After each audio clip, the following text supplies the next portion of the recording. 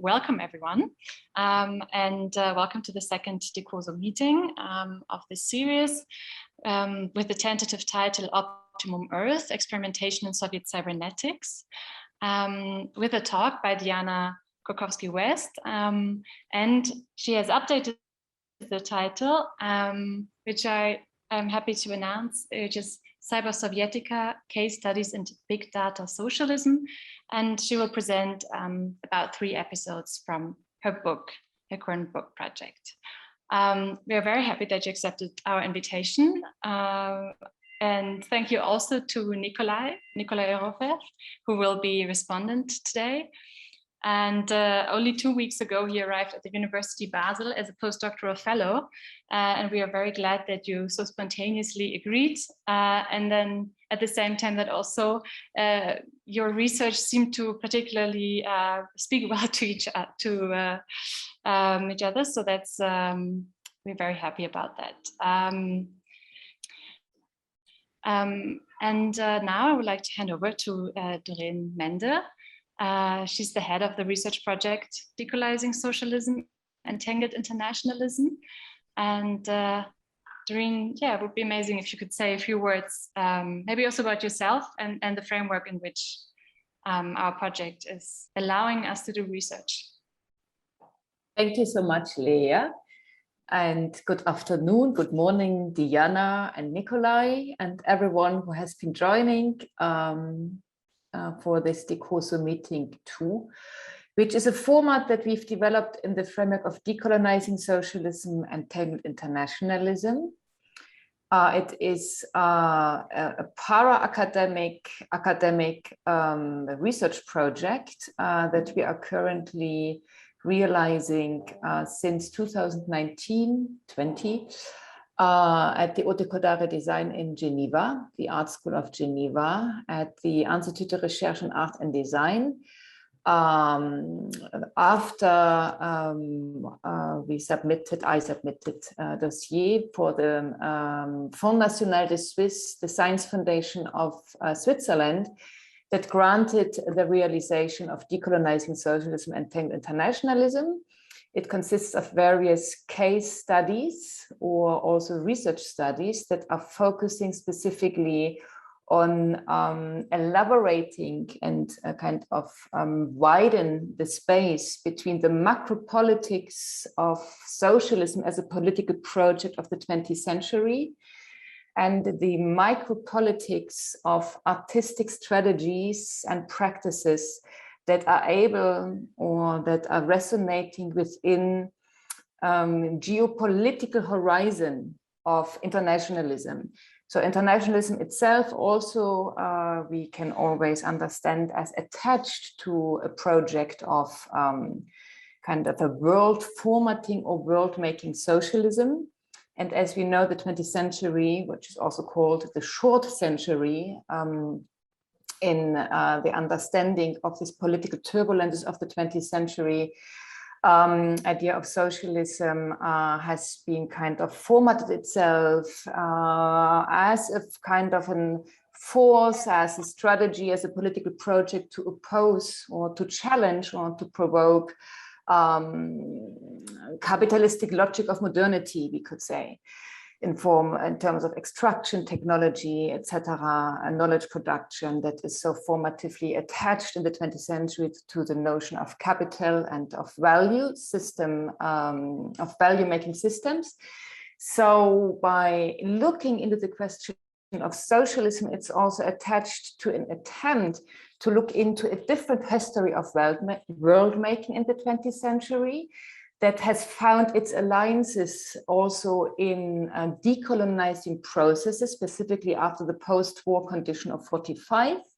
Alliances that, for example, the German Democratic Republic had with Algeria or with Ghana or with Mozambique or with Guinea-Bissau or with the Communist Party and the ANC in South Africa or with Chile or with the Viet Cong in Vietnam.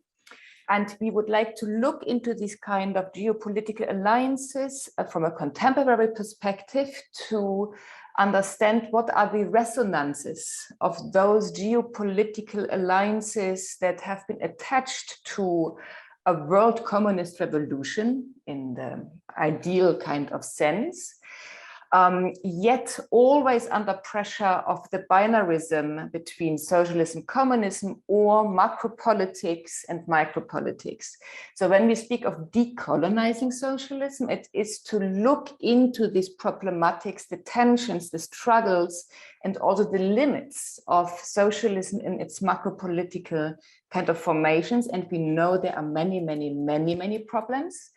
But instead of going back again in kind of Cold War studies or kind of categorizing that as, totalitarianism and socialism as, another kind of problematic case, which it is, we are trying to open that kind of problematics as a source and as a repository for us today to develop methodologies to, look into different transhistorical processes that allow us today to engage with questions of technology, politics, economics, geopolitics, knowledge production from a slightly shifted perspective than only planetary computation, as it's been discussed in the last couple of years also in regard to technology, world making, and critique of capitalism.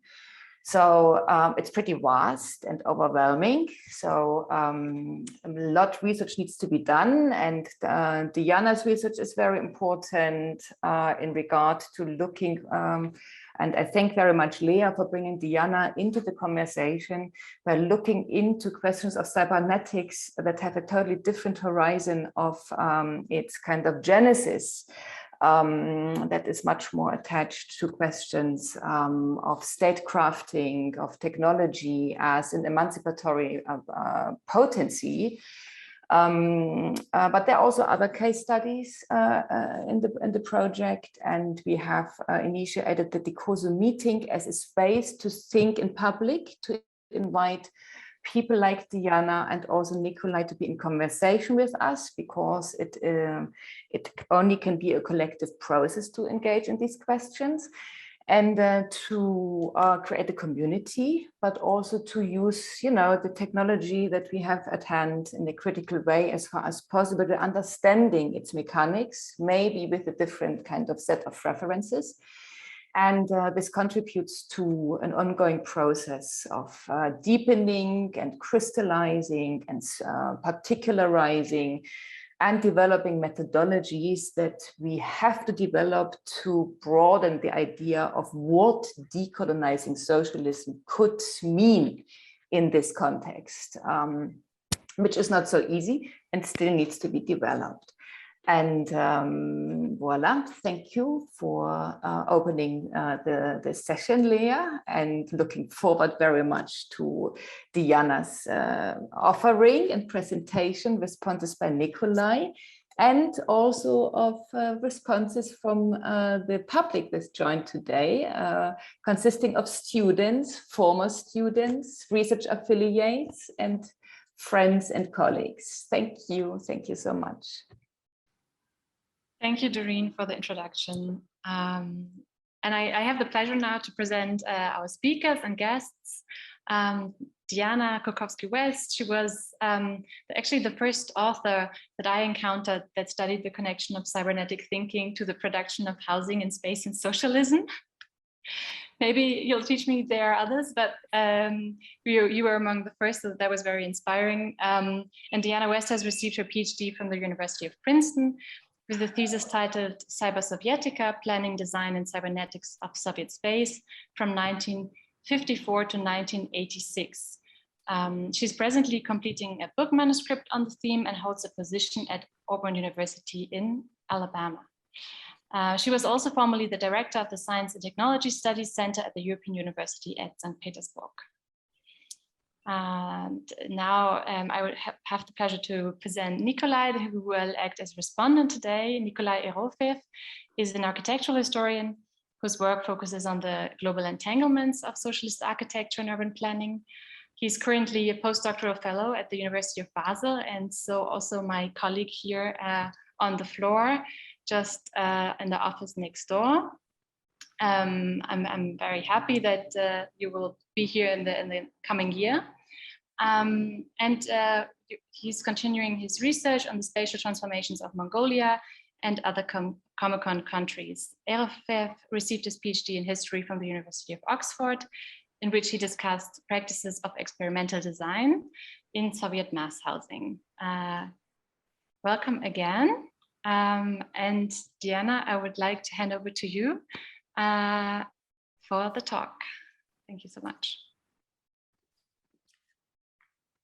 Yeah, thank you both for the generous introduction and the opportunity to speak with you today. I'm, I was very excited to learn about this group and what you're doing. And it's very, a lot of questions that resonate very much with my thinking, and I'm encountering more and more people who are beginning to really investigate a lot of these questions more critically, which I think is a positive development, because everyone got kind of tired of the typical narratives about totalitarianism and about hierarchies and about everything was the same in the Soviet Union and so on and so forth, right? There's just, I feel like all of us have these tropes we have to work against. And so for my part, as you saw, this project grew out of my dissertation work, and then since completing the dissertation, it kind of grew laterally in lots of ways.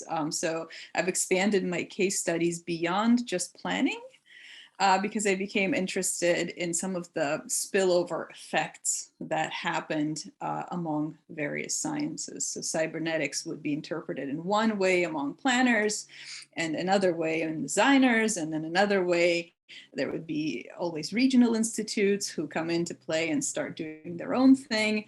And cybernetics also became a way to take some pre-Soviet or early Soviet experiments and legitimize them. And so some of the case studies I look at also do a little bit of that, right? So they take cybernetics as a kind of popular way of reinvigorating certain other kinds of debates. In particular, I'm looking at psychology as one of the examples. So my book has gone quite lateral, and I'll tell you in a minute about what I mean by that. But to frame my talk today, I had two vignettes for you to start with. The first vignette is a children's book, a kind of a book to inspire young kids called Junior Cybernetician, Юный Кибернетик, and it's really all about cybernetic systems, about notions of feedbacks and signal, and it's adopting a lot of this cybernetic vocabulary to talk about the future of robotics and what electronic machines are going to do and what this is all going to mean for the kind of human-machine relationship in the future. Now, if you look very closely at this table of contents, for those of you who speak Russian, there's going to be all the expected stuff: signal, feedback, channels, communication, cybernetic games, robots, but there's going to be one obvious absence. Does anyone see it? Anyone see it? No. It's the problem of noise, right? Because if you know anything about cybernetic theory, at least in the way it came together in the West, with Norbert Wiener and McCullough and some of the other key characters who were spearheading these ideas, the main problem of a cybernetic system, of course, is to counteract entropy and noise. And entropy, as we know, is the kind of key feature of a second law of thermodynamics. And I cannot flip my slides for some reason. Sorry, don't know what's happening. Okay. Oh, there it is. Okay, and so so if you look at Norbert Wiener writing about cybernetics, when it first gets formulated, this problem of confusion and entropy increasing in systems, that's typical of the second law of thermodynamics. And so the idea is to decrease entropy by having these controlled systems, right? That's the basic principle of cybernetics. So interestingly, this book, Junior Cybernetician, doesn't mention that, right? So there's no mention of entropy, there's no mention of noise, there's only the sense of like these perfectly controllable systems through feedbacks and signals. So that's my vignette number 1, and I'll try to connect the dots for you later. The second vignette comes from a film that is kind of canonical for anyone who grew up in the Soviet Union or spent any time in Russia. This is an anecdote that was delivered by this particular character in Abkhazia who drinks wine and kind of tells stories. And he has this quote where he tells the anecdote of this poor young man who falls in love with a princess and asks for a hand in marriage. She tries to make it difficult for him by basically saying, okay, you know, if you can tell me how many grains are in the sack and how many drops of water in the sea and how many stars in the sky, I will marry you. And she ends up hanging herself, and apparently that's very funny, but you know, she hangs herself because he manages to do that. And he ends the toast by saying, so let's drink to the cyberneticians, right? So supposedly cyberneticians are the ones who can answer all of those questions for you. So there's this assertion of universal knowledge that's beginning to happen. And for those of you who ever watched this film, like you'll also notice that this protagonist, the blonde guy, Shurik, there are a couple of cameo appearances that cybernetic texts make in the video. It's just a random side note, but I think it's kind of a funny one. But the problem here, right, is this idea of cyberneticians holding the truth of the universe. And that's a very popularized notion. And you will see that appearing in the Soviet context time and time again, especially when cybernetics begin to be discussed as something that was never given full fruition in the Soviet Union. It becomes kind of this this way that people are going to say, well, you know, we never had our chance at cybernetics, and had we had a chance at full cybernetics, we would have been able to do this. So that takes me to framing my project a little bit. These are some of the themes, right? This idea of universalism on the one hand, they can use cybernetics to answer all kinds of questions, and this absence of entropy and noise, which I think is really significant if you start thinking about the applications of cybernetics in the realm of planning.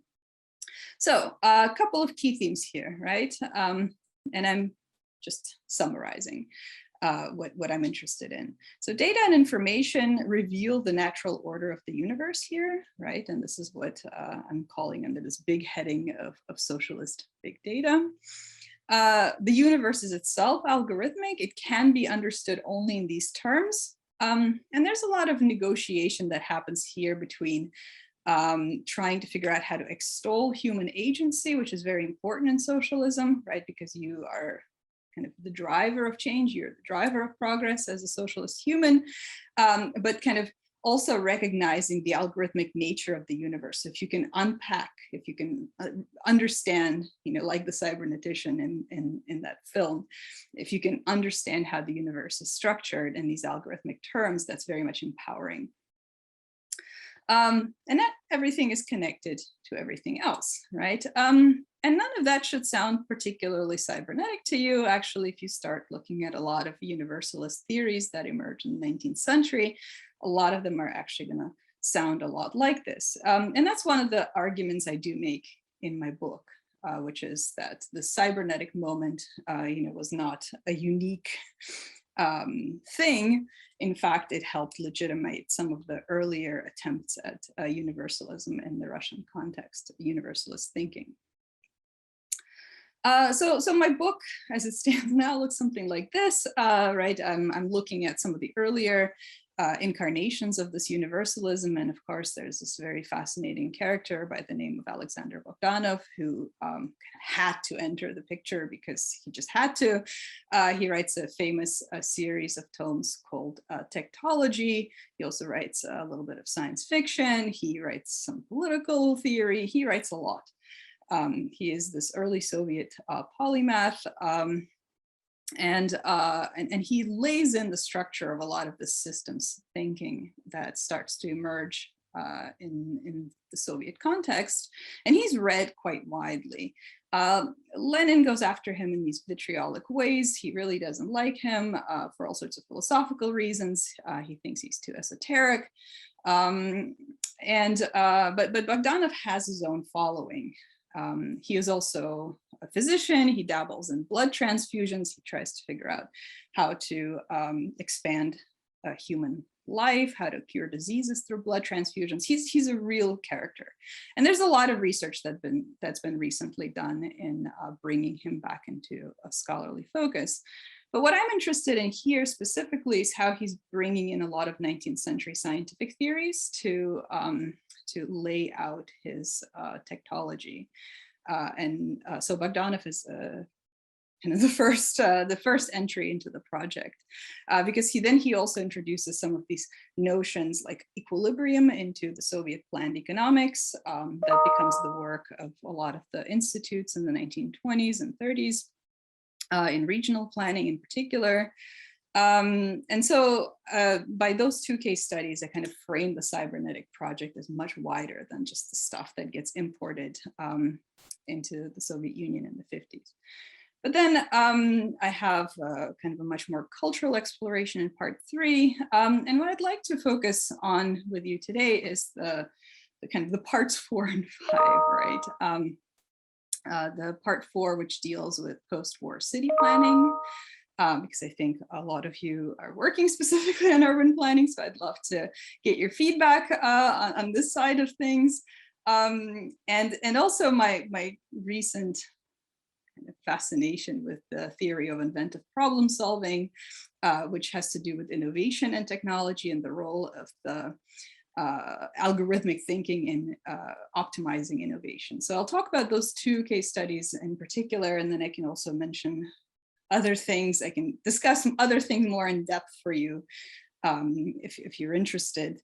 There's the piece number 6, which is all about the environment and managing Soviet ecology in Siberia in the 70s and 80s. And then the final piece is all about linking up some of this weird stuff that starts to happen at the tail end of the Soviet Union with these teleseances of people trying to do kind of mass hypnosis and all sorts of psychological experiments, and linking actually that back through the cybernetic legacy back to stuff that goes on in the institutes in Georgia in the 1930s. So as you can see, the project has grown quite a bit.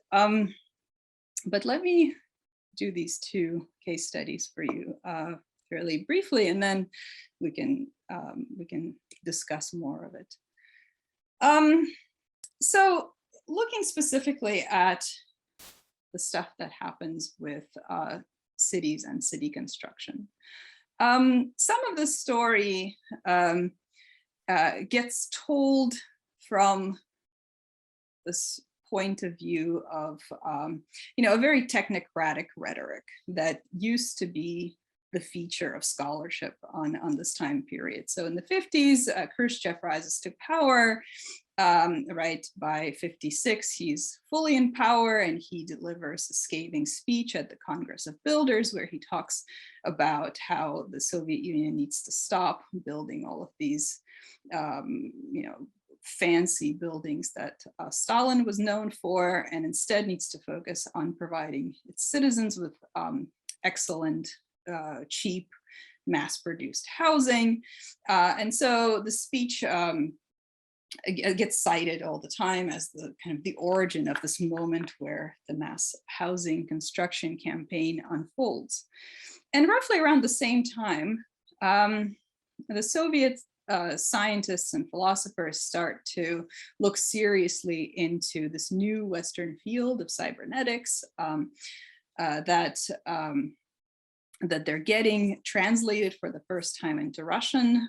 And they're making connections between this new push toward being scientific and city building and what cybernetics can do for them. Now, remember this vignette at first, right? There's no entropy or noise here. This is going to be important, right? Because one of the things that is, for me, a telltale feature of the publications on city planning and cybernetics is this emphasis on how cybernetics is going to be this tool of ultimate optimization.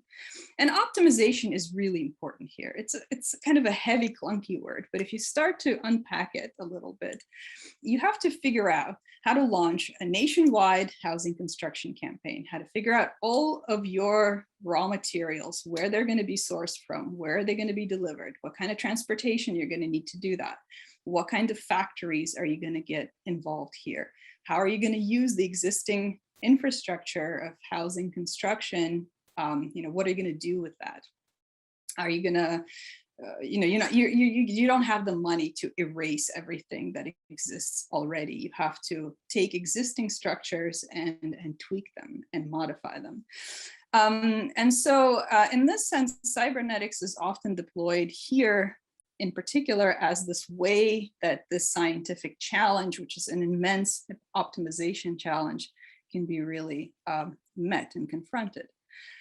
And there's going to be a lot of publication, a lot of writing about what optimization means, right? So on the one hand, you're interested in the Soviet Union in optimized housing, but what does it mean? What do you mean when you say optimized housing? Do you mean a certain number of rooms? Do you mean a certain amount of space per person?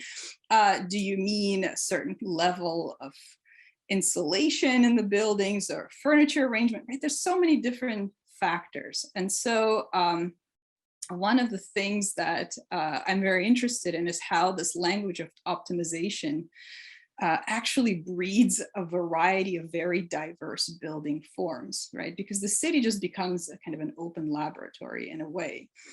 Architects are going to use this language of optimization, especially if they can kind of hook it with cybernetics and mathematization to say, here's going to be another scientific solution to our problem of housing construction and another scientific solution, right? And so you're going to have this proliferation of building designs, all of which are part of this project of optimization. And that also includes figuring out interior arrangements of buildings, right? How many rooms you're going to have, how many rooms do you need for different sizes of families. There's going to be a lot of challenges that get written about. And some of this looks a lot like the stuff that, famously modernist architects were also involved with. So I don't want to reduce it to just saying this is coming out of cybernetics. It's not. The Soviets are always grabbing a lot of pre-existing stuff. They're certainly looking at, like, this looks like Neufert to me, right? I mean, this is so clear. So they're really looking at a lot of international experiences here as well. But this problem of optimization is a pressing one. Right, so again, these kinds of arrangements, figuring out furniture arrangements even, not to mention other building amenities. So mathematical methods are going to be discussed time and time again for what it means to use computer models or mathematical models for kind of understanding how to reach that optimization, and a range of publications that deal with this. And I talk about this. I have an article called The Cybernetic Eye, and I talk a lot about this in this article, but one of the things I wanted to kind of flag here is that I don't think all of these experiments are cybernetic per se, right? But I think one of the main things that happens here is that there is an approach that's very cybernetical to thinking about systems. It's without noise, there's no entropy, right? The city is just kind of this big, the way you start looking kind of from the top to the puzzle of optimization has this particular Soviet take on cybernetic thinking. And just to contrast this for you, because it looks very different in the West, so-called, right, West. But like the absence of noise, the problem of noise and entropy is pretty significant to me. Because very early on, when you have Norbert Wiener, one of the kind of masterminds of cybernetics, writing about the applications of cybernetics to urban planning, he's talking about how cybernetic thinking can be used to disperse populations away from cities in case of nuclear attacks, right? So he has this kind of one-to-one relationship that he imagines to the highways that become these life belts, and it looks like streams of circulating information. And so one of the ways you can control this process is figuring out where potential entropy is going to ensue and eliminating that. I'm being kind of very broadly schematic here, but I think it might be helpful. Other ways, right? Famously, Paul Baran ultimately is going to take some of these cybernetic ideas and propose them as the basis of his various network types that are ultimately going to lead to the way the US Department of Defense sets up ARPANET, its communication system, right? And it's based completely in this fear of centralized nodes as being easily destroyed. It comes out of Cold War fears of nuclear bombing, right? So if you take a centralized system, you wipe out the central node and the other ones lose communication pathways. The decentralized system is a little bit better, but it's still unstable. So this idea of a distributed network where all systems are loosely connected and signals can get rerouted is the one that's seen as most stable. So, you know, again, this fear of noise and entropy is really driving the creation of these systems. Meanwhile, at MIT, there's going to be all sorts of research in urban dynamics. There's going to be research in how to use this kind of cybernetic modeling and computer modeling to predict movements of cities, people in the cities, populations. And just to kind of cite some very well-known architectural examples, right? This is already from the 1970s, the famous SEEK project from the Man-Machine Group, right, with Nicholas Negroponte. And here, again, this idea of randomness is really, really important, right? This computer that is taking these blocks and moving them, and changing the so-called city for the gerbils that are inhabiting it, has a lot of randomization built into it, right? It's on the one hand learning live what's happening, right? But it also has a kind of a scrambling program written in there when it starts to move these blocks arbitrarily. You know, and I can come up with lots of other examples of like cybernetically inspired architecture in the US and abroad and in England, right, and all over the world, where you know, Cedric Price famously, his project for Fun Palace also has this idea of flexibility and kind of randomness that's brought in, and a lot of Western architects find inspiration in entropy as a source of inspiration for the future, and that's really just not the case on a lot of the Soviet stuff. So kind of going back to this question of, you know, entropy and noise, to me, that's an interesting absence that can be a way of trying to understand what this relationship of cybernetic thinking is to experiment. So the second case study I wanted to discuss is this theory of inventive problem solving. Now, this is not connected to planning, so I'm making a little bit of a leap here, but I think conceptually you'll see what I'm trying to do with this. And this theory of inventive problem solving is really a strange product of these two characters, a guy by the name of Genrikh Altschuler and Raphael Shapiro. Both of them are in Baku in Azerbaijan. Both of them are Jews, which is significant in the Soviet case because of the institutionalized anti-Semitism and the kind of natural glass ceiling in a way, in terms of where they could go with their careers. And they're both born in 1926. And Baku has been historically this kind of mixing pot of a lot of religions and cultures long before the Soviet era. Right, it's got all sorts of different peoples living there. It was on the Silk Route network, right? It's been a commercial center. It had a lot of oil interests. It had a lot of foreigners living there, with the Nobels developing basically the oil industry of Baku. So there's a lot of internationalism there. And so growing up in this context, they become really fascinated with the problem of socialist invention. And the problem of socialist invention is different from capitalist invention, because capitalist inventors tend to take all the credit. They tend to kind of make it a personal thing, right? So you want to exaggerate the significance as a capitalist inventor of what you do, because you get the money for it, right? So if you can implement your idea, it's very much an intellectual property-based idea. So they want to get rid of that.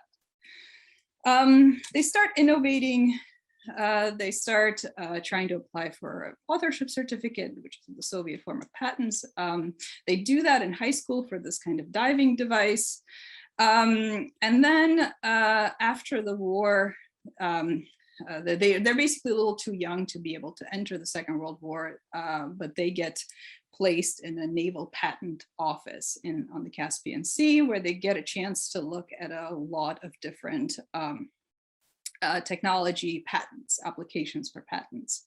And from that, they postulate that there's a kind of a universal system to how successful technologies evolve. Right, that if you look at different patents, the ones that work, the technological innovations that work, they all follow a kind of a universal program. And if you look at enough of them, you can actually isolate this universal program. And this is where they first developed this idea for the algorithm of innovation. This is the schema that they first come up with, where you have to kind of formalize the way you think about each logical problem. And then there are different operations that you can do with it. And then ultimately there's a kind of a final synthetic stage.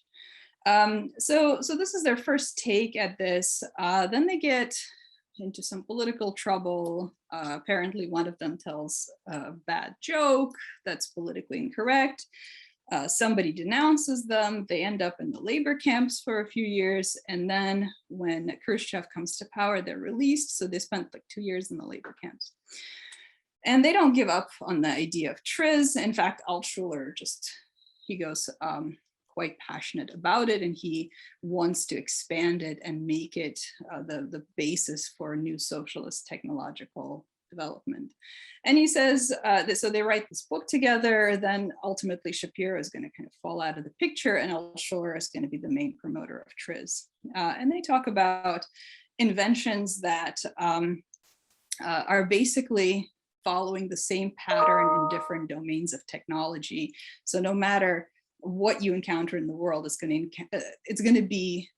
innovation is going to be following some particular forms of logical operations that are true, no matter what industry you're in or what you do. And they take this to a lot of everyday examples. They're really interested in getting kids into this. They publish prolifically. Altshuler in particular, he's kind of an interesting character. I would call him a Soviet entrepreneur, very much so. And so ultimately they developed this 40-point algorithm for innovation, for selecting the optimal methods of getting rid of internal contradictions in any kind of technological system. And it's pretty involved as a process. It's very difficult to formalize, but basically it looks something like this, right? All technological innovation is basically dialectical at its core. There are objective laws to how all technological systems work. And the point is that in bourgeois societies, inventors kind of stumble upon these. They have the so-called aha moment, and then they take all the credit for it, right? But if you can formalize all inventive activity, you can really create a powerhouse of socialist innovation, right? So if you use this algorithm, you can train anyone to become a great inventor, and then you can really harness the power, the inventive kind of capacity of the people, and do new things with it. It does sound, for those familiar with Soviet ideology, it does sound a little bit also, and not accidentally, like dialectical materialism. And apparently Shapiro was actually really interested in reading Lenin on this. He really wanted to make this based on dialectical materialism. And so these famous laws of transition of quantity into quality, negation of the negation, interpenetration of opposites. All of these things are part of what goes into the making of TRIZ. Right, so basically when you end up with a technological system, you have to pull it apart into its various components. Then following this dialectical logic, you will look at different subsystems, and if you have a problem, if something's not working, that there has to be a contradiction in one of the subsystems vis-a-vis another, at least. So you have to uncover this contradiction, and then your process of innovation is basically the elimination of this contradiction. And this is very schematic. There's lots of operations that you can do to make this happen. But I wanted to mention another thing about Altshuler.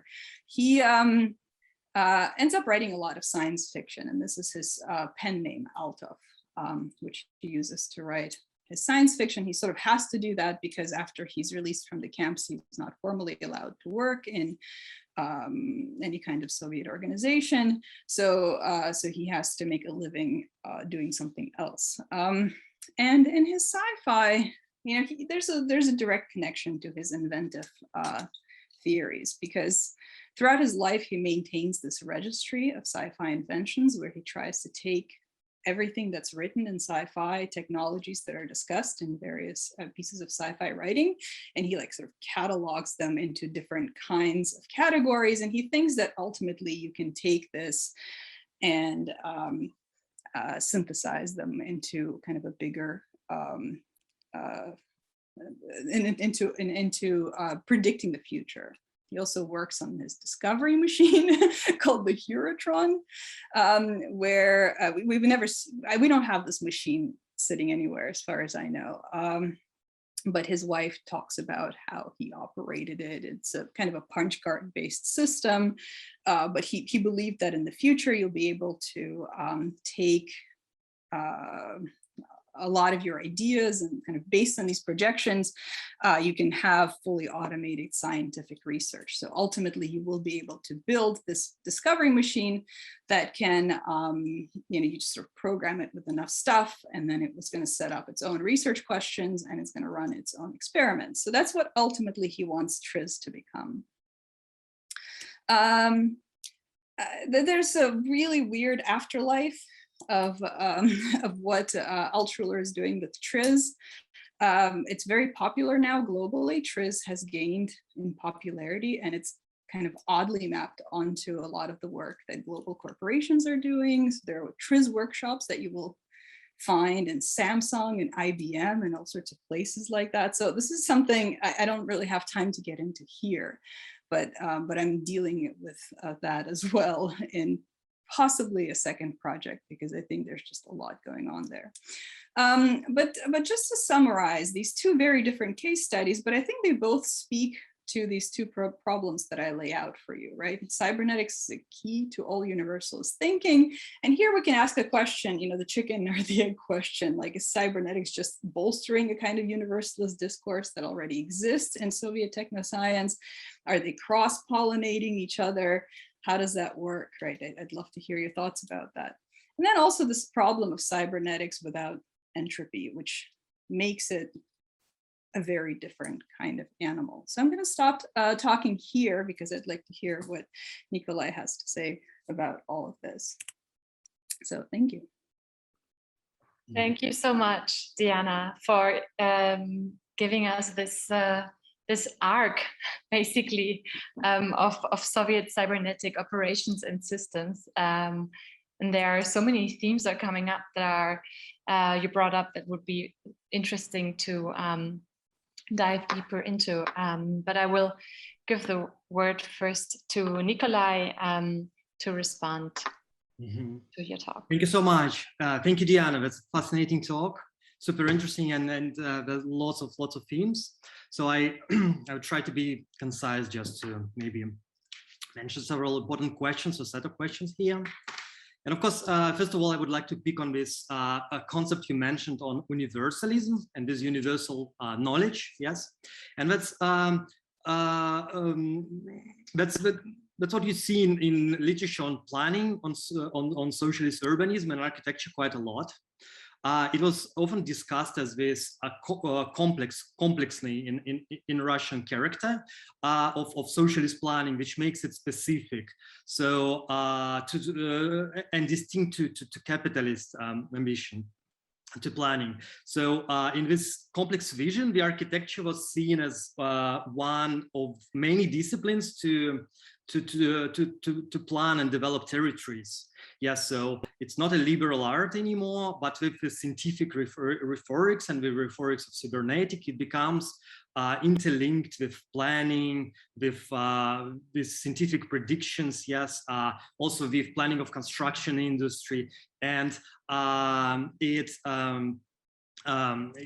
is expressed in this concept of microregion and planning of on different levels up to national, yes, transnational level as well.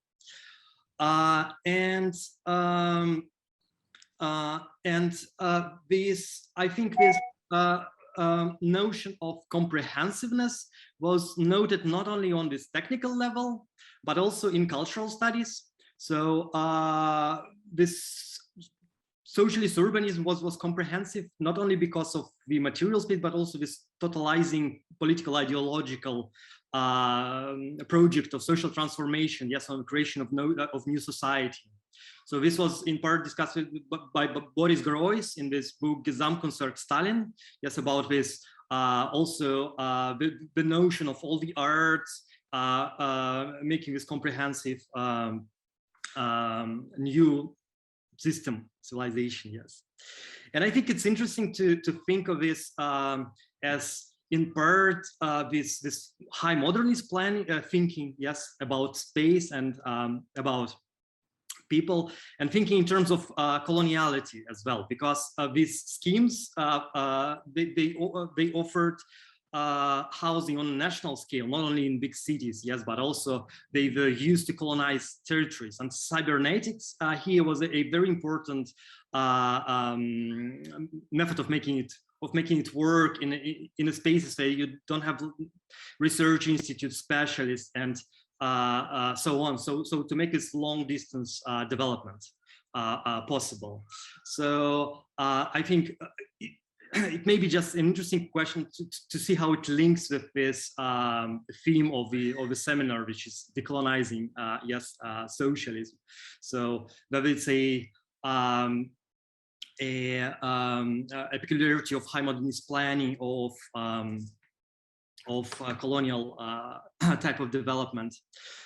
I think it's also maybe interesting to compare it with the West, because this high modernist planning, it was revised in the 60s. Yes, there was a huge critique by Henri Lefebvre, for example, who said that human life is not about needs. Yes, it has some unpredictable, playful character. It cannot be planned like this. So is it something that Soviet planning was lacking? Yes, or has it developed it further?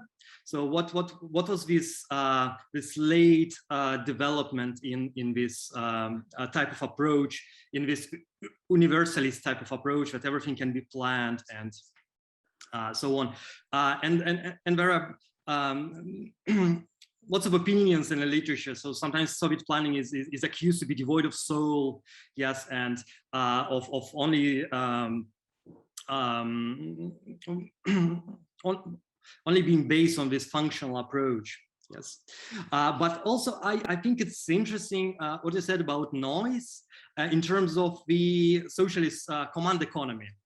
Yes, because noise was always critiqued as the disadvantage of the capitalist economy, that you cannot plan on this kind of level and you cannot create this kind of universal systems. And so it went beyond functional planning, but for example, the question of how to distribute housing equally and on a just level, yes, among all the society. It was a super difficult question to solve. If you cannot buy the apartment, what kind of apartment should be designed? Yes, for you to have the equal conditions, yes. And for Soviet planners, it was not an abstract question, yes, and not this kind of dream castles, yes, but a very specific problems which were working within this market, within this command economy, yes. One of the things which I found fascinating in your talk is the problem of innovations. So it is another well-known problem of the command economies, that you cannot plan innovations. So if you, for example, need a new, I don't know, like experimental fighter jets, how would you plan the development if it's still experimental technology? Yes, and so this market for innovations in the Soviet Union, it often used this kind of experiment of scientific discourse of experimentation. Yes, and so that's something I looked at my work, and also how this scientific rhetoric was used in architecture to create specific niches for specialists to advance their own research. And so this research, which cannot be planned from the top, yes, but it was like a down bottom-up market for experimentation. So maybe one last thing which I also found interesting is that how this scientifically oriented rhetorics translate to various disciplines in the Soviet Union. So it's architecture which start operating also with this scientific language, yes, and experimentation became an important thing in it. They had specific experimental institutes, yes, and specific budgets for experimentation within it. But also in design, for example, yes, and there is this great book by Tom Coogan, yes, on Soviet design, where he showed that it's a very different development to that what you would find in capitalist countries. It's not small studios, but huge institutes with research fellows, many with academic degrees, yes, working on the problems of aesthetic from a very different level. Of course, the disciplines of futurology and Soviet methodology, yes, this is planning of the systems. I would be super keen to know a bit more, maybe on the experimentation as well, and what it meant specifically in cybernetics, maybe. Yeah. Yes. Yeah. Sure. Yes. Sorry, you're putting so many great things on the table. I'm very grateful for this, because you're really raising very key points here, and they're hard to summarize in one talk, right? But I think they're animating many of our research. And that's this question. So I'm going to start with this question of innovation and the relationship to experimentation, because for a long time that was also the indictment of socialist economics, right? This is what people said, writing about socialist economics, that they're impossible because ultimately you leave no room for innovation, because in a planned economy you can't innovate. And that's, I think, where actually the real purchase of cybernetics happens.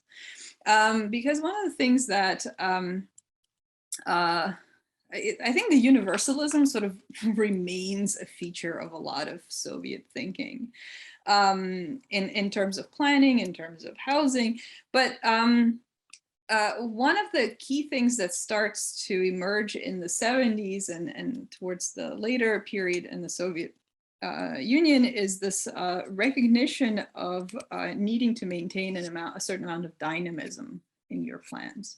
And so instead of thinking about cybernetic systems as it's instead of the mathematization, which is typical of the kind of 50s and 60s as being cybernetic, you start getting a lot of writing about dynamism and how a cybernetically designed system can accommodate change. So the chapter I didn't talk about on Soviet ecology very much deals with the dynamism and the need to constantly factor in new things. And that's not a new thing because, you know, Bogdanov talks about equilibrium-based models, which are also built on this idea of dynamism that's already built into the model, right? So you don't need to have all the precise kind of algorithms figured out. You need to have the general structure figured out, and then new things can be introduced into your planned economy.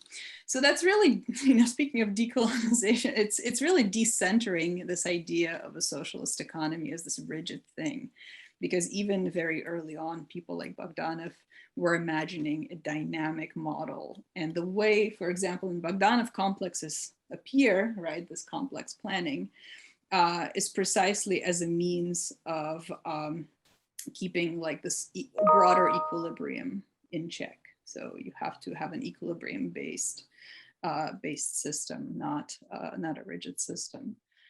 And so from within that, innovation is technically possible, right? And even desirable, as you see in the case of Altschuler and Triz, who's very passionate about it and ends up kind of developing this series of schools all across the country. And now, oddly, the same thing is popularized in various global corporations, right? They're all interested in this idea of kind of innovation as a collective process that a range of people can participate in, that everyone can be empowered to do. And innovation, you know, also in the Soviet system, innovation was encouraged inside factories, right? It was encouraged, like you would get bonuses for optimizing certain technologies, right? You would get those pay incentive structures. And even the way the Soviet authorship certificates operate, they're different from patents because they're not about personal gain, but they're about kind of incremental improvements. If you can prove that whatever modification you've done to an existing technology improves it, then you get like a certain percentage bonus if you apply for. There's a rationalization certificate, рационализаторское предложение, and then there's an authorship certificate. So you can apply for either one of those. And I find all of that story is, you know, it sort of often falls by the wayside because we're so used to the muscular narrative of like, there's no room for wiggle just because it's universal. And I just think just because it's universal, in fact, does not negate in the Soviet context the need for experimentation or innovation, which is a little paradoxical, right? Because they keep kind of thinking in these universalist terms and figuring out subsystems that accommodate that. Right, and that also goes to questions of comprehensive planning. And so in a sense, the critique of modernism that ensues in the West, a lot of planners passionate about cybernetics in the Soviet case will say that, you know, if you design a system well enough, then it's not going to be a concern, right? Because if you design like the housing parameters that can later accommodate modifications without undermining the whole setup of the parameters, then you know, you just kind of don't need this bigger critique necessarily. Hopefully this is making sense, right? Because what I'm seeing is that the idea of universalism does not negate experimentation. And it, in fact, in many ways it encourages it, but it encourages it in ways that are less recognizable to Western scholarship. And so they haven't really been able to articulate it in those terms.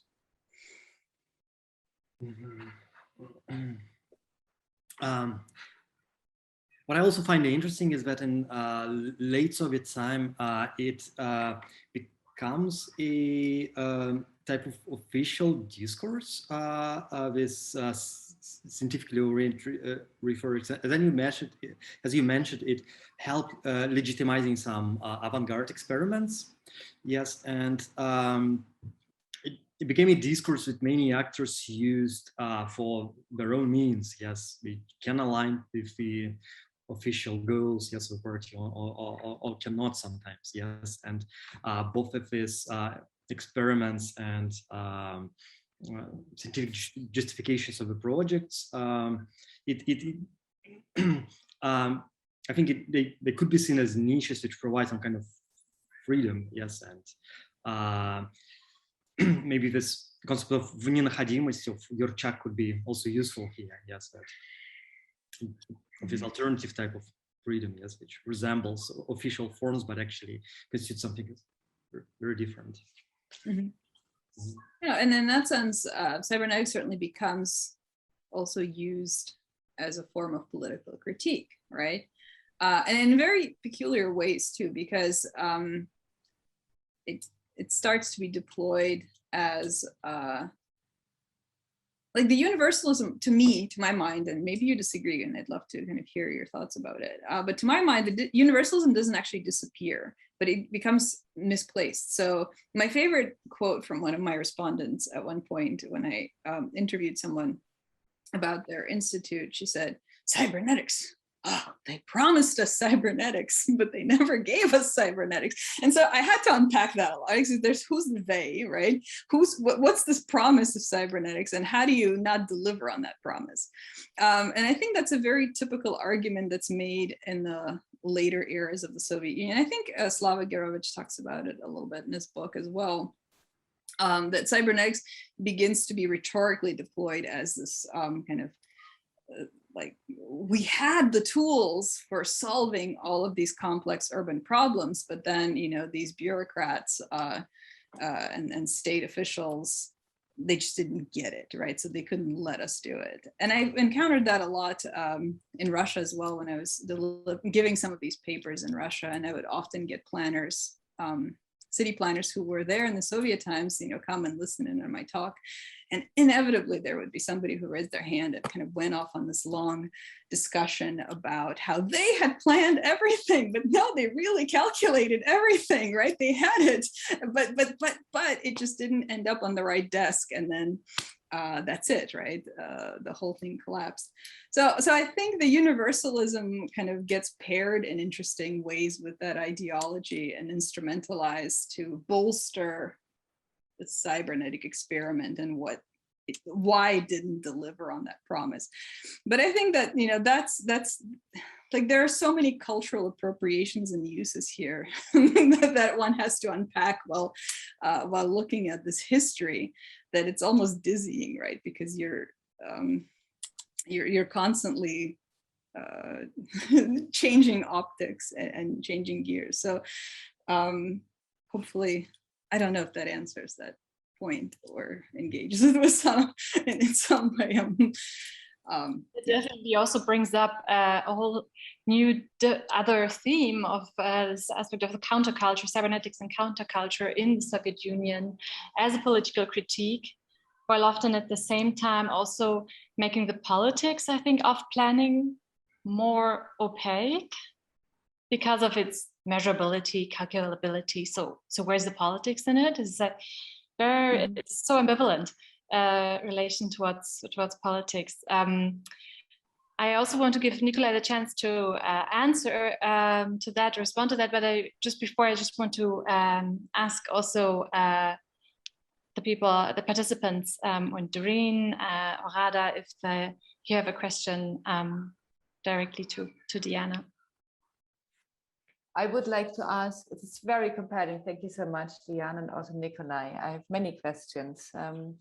One is regarding universalism, which I find really compelling and challenging, that you introduced, Diana, in relation to the book and the film, where you introduced this kind of parable of the possibility of measuring and scaling the world, the stars and the outer space. So I mean, we all know that cybernetics is this kind of complex technology of measuring, modeling worlds, also today, I mean, in the whole algorithmic cultures discourse, but you attach this to nature, or the film proposes to attach cybernetics to nature in regard to the idea of universalism. And would you propose that this allows us to kind of resituate, relocate, and redate cybernetics from the Soviet perspective in a different kind of logic of reasoning? I mean, cybernetics always needs something to relate to build your logics of norm, of how can you develop a whole kind of set of principles that allows them kind of cybernetics to operate as a kind of optimization kind of practice. Is this kind of something that you would argue, or is this differently? What comes to my mind is Stanislav Lem, who develops the whole cybernetic idea in terms of embryogenesis. Their whole biology, etc., is like the reference. I'm saying this because also I really appreciate you to put into question the point of departure of cybernetics, Norbert Wiener. I so much want to get out of the Wiener imperative. So is this a proposition to kind of historicize cybernetics differently, earlier, in a different kind of, is it, I mean, not in the military kind of complex as we know this from the West. I really would like to go in that kind of direction. And I would like to could you elaborate on that? Is that how do you reason this kind of logic of norm of where cybernetic relates to from this kind of Soviet principle? Because then it also allows us to address further questions of, centralized distributed systems, etc., etc. I just would like to understand that better, I guess. If this makes sense, I hope. Yeah, no, this definitely does, because I think that's kind of, those are what you're saying relates to several things that I'm proposing here, right, in this bigger project. One is that I'm interested in how cybernetics gets reread and reread and reread, and kind of, I can't say that it's any one thing anymore, because when you look at some late Soviet institutes, they do entirely different things with it. They also have various kinds of political appropriations of cybernetics. They have ideological appropriations. Some of them, use cybernetics to bolster something that they didn't manage to achieve for whatever reason. And it's always a changing target. It's a moving target, right? I can't say that it's any one thing. If you go into different disciplines, it becomes different in those disciplines as well. And also this important question of cybernetics before cybernetics, which I think is really key, because anyone who opens Bogdanov and actually tries to read him says, "Whoa, what's going on here?" Right? And this is before Bertalanffy and others who propose systems theories. And Bogdanov is he's really interested in chemists, right? So he's looking at Ostwald, he's looking at energy ideas that exist in science about energy transfers, trying to kind of understand how energy moves in the universe, basically. And then looking at a lot of chemists who are proposing theories in the 19th century to do that. And so I think that there's a much deeper legacy that maybe at some point gets pronounced and announced in this military industrial complex of World War II era as cybernetics, but both in the West and in the Soviet Union has a much deeper past that's involved with all kinds of scientific ideas, scientific explorations, experiments, but also ideas about the world and the universe. And so I think it's not accidental that in the Soviet Union, a lot of universalist theories from like the 19th century, right, about the internet connectedness of the cosmos, which are very, very popular, the cosmists, all those movements, in a way, they find an afterlife in a lot of reinterpretations of cybernetics that happen. And it's not a direct lineage. You can't say, this person, read the Cosmists and then went and did urban planning. It's not a clean line like that. It never works like that. But I think it's important to recognize and kind of decenter these cybernetic ideas and pull them apart into different contexts. And they often have a range of implications. Like my last chapter, I got into this rabbit hole of looking at this very strange late Soviet character, Kashpirovsky, who used to do televised seances where he would kind of purport to heal all kinds of conditions. And then, there's a lot of discussions. Of course, he's a kind of charlatan. But the point is, if you start reading him, he invokes a lot of cybernetic concepts. And then it turns out that he actually knows something about psychology, but that psychology training that he received stems from a whole other school of thinking of the role of hypnosis and healing that goes back to like 1930s Georgia. And that lineage can actually be traced pretty well because of his background and where he studied.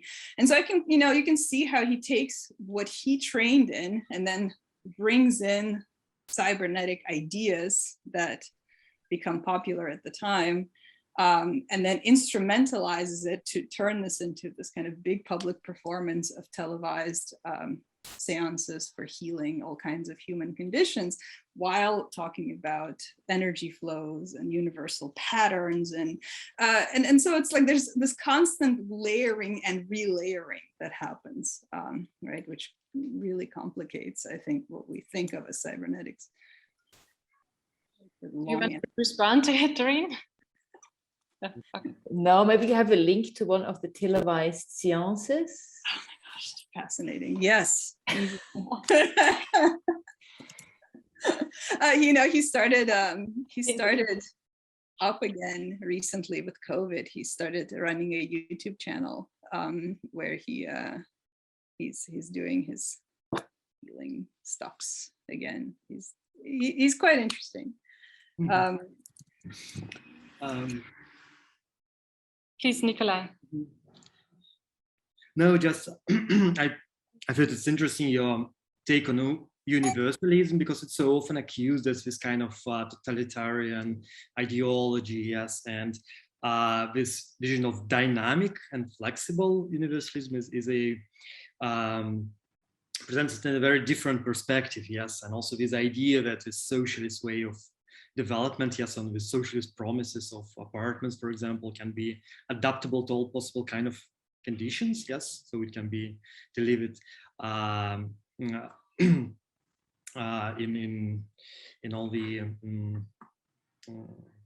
territories. So I think that's an interesting interpretation of it. I'd be super interested to know a bit more also on maybe psychology, yes, and how cybernetics influence the development of psychology. What was specific of Soviet, and also on economics, yes, because in the 60s there were these reforms by Kosygin, who also had this futuristic vision of cybernetic communism, cybernetic planning and government, yes, and if I'm not mistaken, which also would be decentralized, yes. So apparently this idea of decentralization was, yes, quite important. Mm-hmm. Yeah, no, I think you're raising exactly the point that I'm interested in. Is universalism does not mean hierarchy, doesn't mean top down. In fact, I think the only way that a lot of times the Soviet economy practically actually works is by decentralizing it, right? Because otherwise it's too complex, and they recognize it, and they talk about it very early on. Like even in the 20s, they talk about this kind of full top-down model as being entirely impossible. This is where a lot of the cybernetic stuff that the Ben Peters book on the OGAS, on the all union system for planning, also talks a lot about how this was a non-hierarchical system. It was actually meant to distribute planning across the country and make it possible, right? It was still acquiescent to Moscow, but it was not hierarchical. He talks about how it was very much a centripetal. No, he has a heterarchy. That's the term he uses, heterarchy. Which I think is, it's an important thing to recognize, that anything, just because it's central planning does not make it top down, kind of rigid. And a lot of the reforms, the Kosygin reforms, of course, then get kind of overturned, but a lot of the impact on regional planning remains even in the Brezhnev era. A lot of work is delegated to regional institutes. I think that's important to recognize as well, because in scholarship, Moscow and St. Petersburg tend to be featured, Moscow and Leningrad tend to be the hotbeds of innovation and scientific production, but really a lot of regional institutes are doing exactly that kind of work that makes sense in the context of their regional economies, and trying to balance that against the kind of central planning economy is the big challenge, right? Trying to meet the regional needs against the kind of central imperatives. So that side and the economic side of it, I think is super, super important. And there's always fighting in the Soviet system about, which way economic planning should be done. And there's a lot of oscillation. So there's oscillation between a kind of a more centralized period and a more decentralized period. And it happens in waves. And a lot of cybernetic thinking gets applied to that as well. The question of psychology is, it's too big. Like I wanted to do more with it in the book, but I really can't, because otherwise that's a whole new book. So I just touched very briefly on that with this kind of Kasparovsky incident, and Chumak is the other character of the late Soviet period, who are both doing all sorts of psycho healing.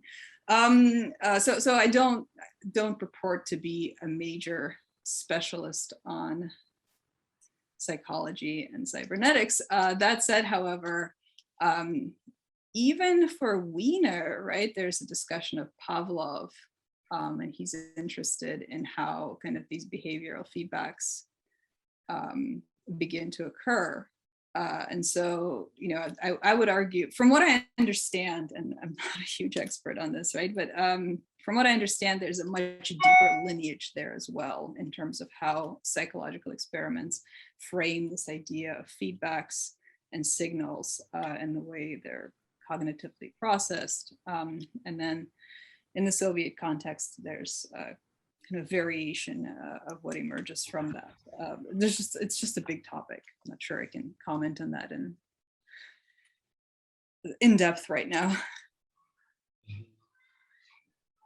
Thank you, Diana. Okay, hope you can hear me. There seems to be an accident outside.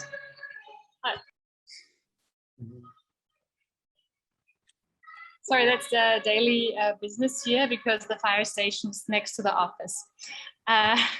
Excuse me. I wanted to bring our conversation a little bit more into the contemporary moment for the last 10 minutes, if you'd like to follow me, because Diana, you also mentioned that Tritz has been very much brought up again by big capitalist firms, and it seems to be a very interesting tool nowadays. So I'm interested a little bit if you know more about it. What are your thoughts about how does it relate to the contemporary moment? And I would also like to share shortly a little bit how I started to become interested in this in conceptualizing experiment, because actually it started with smart cities of today, like Songdo, smart cities that are designed very much with this understanding that everything is measurable. There's such a faith in interactive feedback, almost like it's coming back from the past. That's how I feel it. If there's just enough sensors and information, everything's measurable. And it seems like early experiments in utopian form, there's also this wish for a total version of the environment. Now other values are put in, like the protection of the environment and so on, but still this very comprehensive total idea of urban planning. And someone I've been quite inspired by, Urit Halpan. She speaks about smart cities as creating a form of experimental existences. So something that we cannot get out of anymore. We cannot get out of the experiment anymore because we're connected to a network of machines based on algorithms that can experiment with almost endless variance. And these experimental networks of machines can often expand and innovate themselves. So we don't even need cybernetic theory of innovation, because already our machines can innovate with relative autonomy from the designers. So this is just a bit of a pessimistic view onto smart cities, and I would be curious what you think from your perspective also of having studied the microrayon as like an early instantiation of cybernetic planning. How do you look to smart city developments today with this lens? Also in regard to experimentation, maybe if you like to come. That's a great question. So here's where I think I'm being a little bit imprecise in my phrasing of things, right? Because I have this provocation in my title of big data. And big data, of course, if we just mean by that kind of lots of data and data points, that sounds a lot like what happens with smart cities, right? And we do a lot of modeling now. Anything can be modeled, and we seem to think that computers can innovate and can learn, and machines can learn, and robots learn, and everything's smart these days, right? And that by that means that they can kind of take the data and adjust it and do stuff with it. To me, that itself is a lot less problematic than what's hidden behind our present day big data assumptions, which is a lot of corporate and capitalist interest. And so what gets coded as big data as part of this universalist vocabulary, right? Smart cities. Oh, look, isn't it great to have, you know, a nice city that's all smart and everything? That's great, except for, you know, who are the agents of power there? That's a lot less transparent, and it becomes really occluded. So this is where it gets sinister and dark, right? I think that to me, the fearful thing is not that there's a kind of a universalism or optimism about machines that can innovate. For me, the fearful thing is I don't know who holds the purse strings, and that big data approach occludes so much institutionalized discrimination, racism, you know, you name it, it's all kind of embedded in these algorithms that are then paraded as, you know, without their science, right? There's no, they avoid social problems. And to me, that's the kind of the biggest problem with a lot of our big data technologies today. And I think that in the Soviet case, we've been talking about how politically cybernetics gets corroborated and deployed by various agents. But that kind of Soviet big data, kind of one major thing that it doesn't have that our current world does have is it doesn't have that same kind of capitalist investment and corporate interest and profit-driven basis.